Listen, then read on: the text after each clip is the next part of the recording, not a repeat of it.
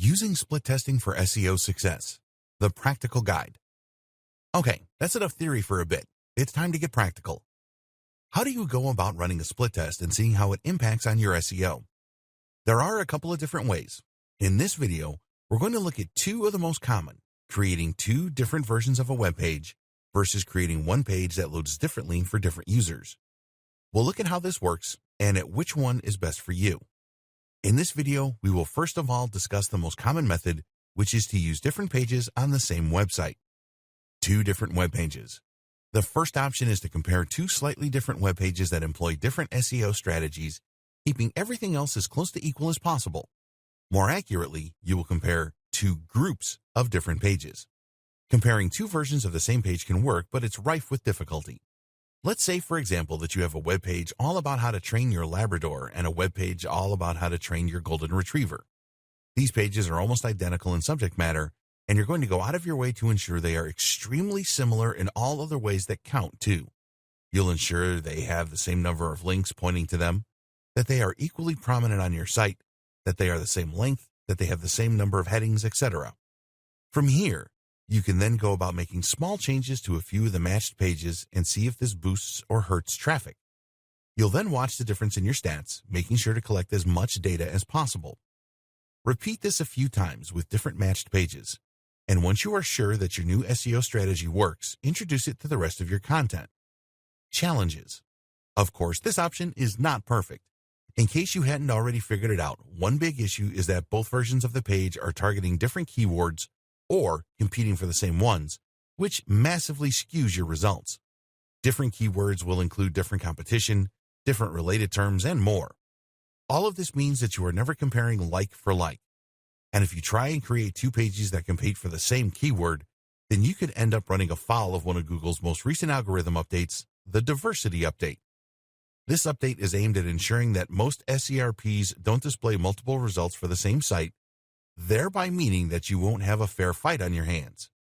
You can create two pages targeting the same keywords and see which one wins, but even then, you are changing the results simply by having competition exist provided by you. You could always create two pages the exact same, but this is inadvisable for a number of reasons. Firstly, Google will see a precise duplicate page as being worthless and might even penalize the page. Google doesn't want its users to repeatedly stumble upon the same content, and so it won't rank it. If these pages are hosted on separate domains, which introduces more complex factors such as domain age, then Google might see one page as having violated the copyright of the other, and the entire site could be severely penalized. Then there's the fact that having more than one page with the same content is confusing for viewers and could lose you the trust of your readers. The optimal answer to this is to use different pages, but to make sure that you target extremely similar keywords. Use a keyword research tool like KW Finder, www.kwfinder.com, and then target keywords that have similar search volumes and similar KD, keyword difficulty ratings. When you do this, you can try different techniques on similar pages with similar objectives and see which one comes out on top. Another option is to look at two pages that rank identically, and then try making the change to one of those pages and see how it is affected. This is a slightly better strategy because you are starting from a similar place. What's more is that you can open up your stats and then use the historical data in order to make a forecast of how the web pages should have behaved. If one page was moving in a certain direction and that direction sped up, slowed down, or reversed, then it might be the result of the changes you made, especially if the matched page did not show the same changes.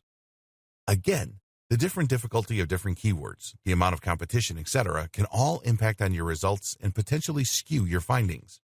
But while this might be seen as a problem, it can be mitigated somewhat by simply using as many pages as possible in your test. In other words, instead of taking two similar web pages and comparing their success where one has been changed, you instead take two groups of pages and make the changes to some of them while leaving the others as they are. Again, it's possible that by sheer coincidence, multiple pages will perform better than others beginning from that point. But that's when you use the statistical significance tests, compared the new and the old ranking positions of those in Group A to those in Group B, and then find out if the data suggests an effect. This is the main technique that this training will be recommending for carrying out split tests, and we'll call it the matched pages method.